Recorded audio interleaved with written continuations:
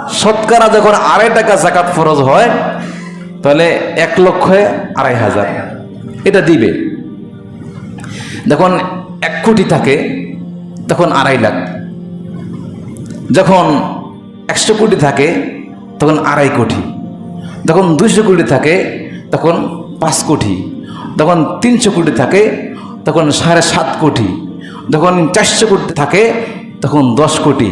কোন 2,500 হলে দিবে, 2.5 লাখ হইলেও দিতে পারে, 10 কোটি দিব।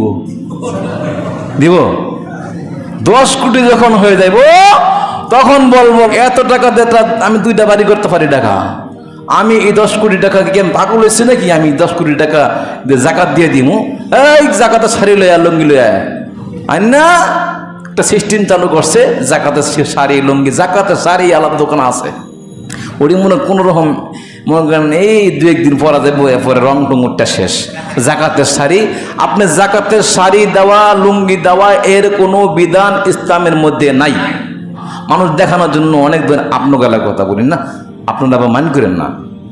অনেক লোক আছে যে জাকাতের শাড়ি দেওয়া হবে অমুক জায়গায়, মানুষ লাইন ধরে, ওই জায়গার মধ্যে অনেকগুলো মানুষ লাইন ধরার পরে ধাক্কাধাক্কি করে মানুষ আহত হয়, নিহত হয়, ঠিক কিনা?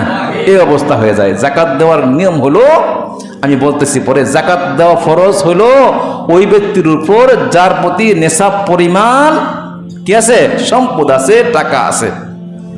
এখন জাকাত, আপনাদের টাকা সম্পদের মালিক হইছেন।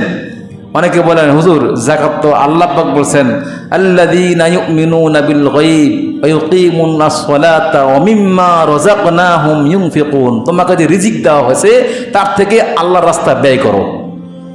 তা আল্লাহ দিলে কিভাবে? আল্লাহ দিছে না আমরা অর্জন করছি? আর জোরে কোন? আল্লাহ দিছে। কোন আমি ব্যবসা করে টাকা পয়সার মালিক হয়েছি, আমার বুদ্ধিতে আমি টাকা পয়সার মালিক হয়েছি, আমার হিম্মতে, আমার শক্তিতে, বাহু বলে আমি টাকার মালিক হয়েছি। ওই যে শক্তিতে যদি টাকার মালিক হইতো, ধন সম্পত্তির মালিক হইতো, তাহলে 1 নম্বরে ধনী তালিকার মধ্যে থাকতো কুস্তি খেলোয়াড়রা, ঠিক না? যদি আপনার পরিশ্রম করে টাকা অর্জন করা যেত তাহলে 1 নম্বরে টাকা পয়সা ধন সম্পত্তির মালিক হতো রিস্কাওয়ালারা, এরা অনেক পরিশ্রম করে, ঠিক না? আর যদি আপনার জ্ঞান খাটাইয়া, যে জ্ঞান খাটাইতে খাটাইতে খাটাইতে মাথার চুল চুপ পড়ে গেছে গা, টাকলা হয়ে গেছে গা, হয় না, টকশো করে, ওই টাকলা হয়ে যায়, ওরকম যদি জ্ঞান খাটাইয়া যদি কেউ ধনী হইতে পারতো, সব টাকলাগুলো ধনী হইতো, ঠিক না? তো আল্লাহ পাক বলেন ওয়াবতাগু মিন ফাদলিল্লাহ, আমি আল্লাহ যাকে ইচ্ছা তাকে আমি আল্লাহ ধন সম্পত্তির